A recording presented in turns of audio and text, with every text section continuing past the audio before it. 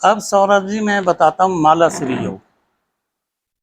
मालाश्री योग क्या होता है, इसका वर्णन वैदिक ज्योतिष में नहीं मिलता है। मान लीजिए पहली राशि में तीसरे भाव का स्वामी बुध बैठा है और पंचम भाव का स्वामी सूर्य बुध की राशि में बैठा है और मंगल पहले भाव का स्वामी पंचम भाव में बैठा है। इसका मतलब यह है कि इन तीनों ने आपस में घर किराए पर दिए हुए हैं।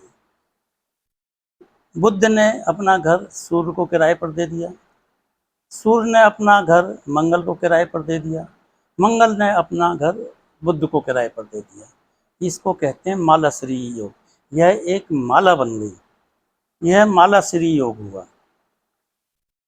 इस बात से आप ठीक तरह से परिचित हो जाइए, क्योंकि इसका उपयोग बहुत ज़्यादा होता है। आपने देखा होगा कई बार किसी घर में सभी व्यक्ति डॉक्टर मिलते हैं या सभी व्यक्ति डॉक्टर मिलते हैं, वह इसी तरह के योगों के प्रभाव से होता है।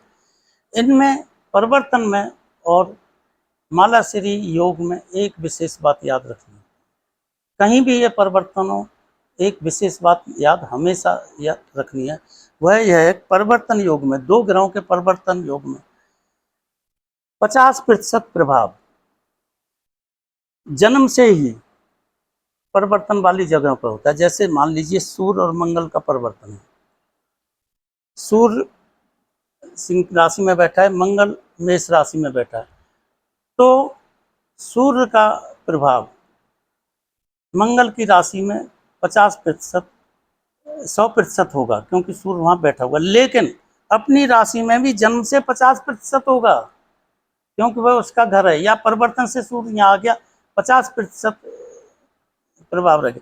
ठीक इसी तरह से मंगल का प्रभाव भी 50% यहाँ पर होगा और 100% यहाँ पर होगा, क्योंकि यहाँ बैठा है। अर्थात जब किराएदार हैं तो 50% हक तो बनता ही है, अपने मकान में वो कभी भी जा सकता है। अगर दोनों में सहमति हो तो ताला खोल के उपयोग भी कर सकता है।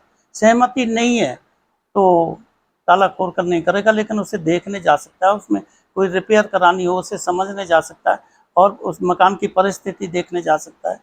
तो जन्म से ही 50% प्रभाव माना जाएगा। इसको जब कैलकुलेशन करते हैं तो हम क्या करेंगे,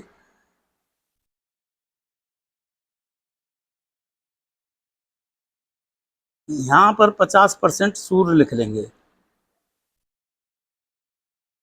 ये 50% ताकत के साथ है। ठीक इसी तरह से मंगल का यहाँ 50% प्रभाव है, ये जन्म से ही होगा। लेकिन इनका उपयोग कब होगा, ये कार्य कब करेंगे, यह एक देखने की बात। वैदिक पद्धति में इसे दशा पद्धति से देखते हैं, लेकिन हमारी पद्धति में इसको गोचर से देखते हैं। जब भी गोचर में कोई बड़ा ग्रह इन ग्रहों के पास आएगा तो ये परिवर्तन लागू हो जाएंगे। जैसे बृहस्पति, राहु एवं शनि इन स्थानों पर आते हैं, गोचर में आते हैं, तो परिवर्तन शुरू हो जाएगा। एमओपी का मतलब है कि वो कब आते हैं और क्या क्या प्रभाव लेकर आते हैं, उसका प्रभाव भी इसमें सम्मिलित हो जाएगा।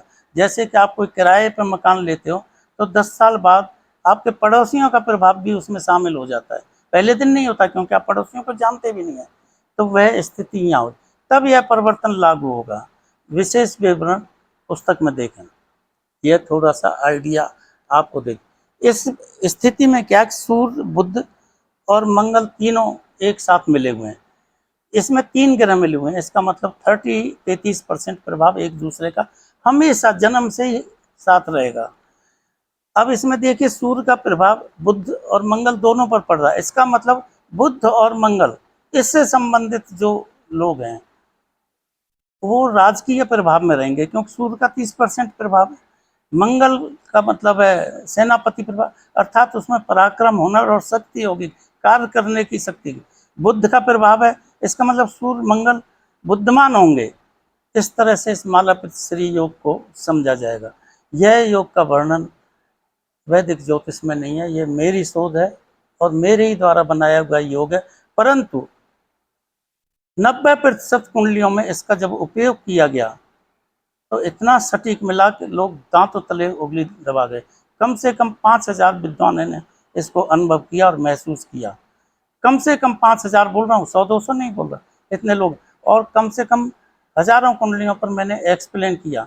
तो यह मालाश्री योग है, इसका ध्यान रखना भी बहुत आवश्यक है। ये तीसरी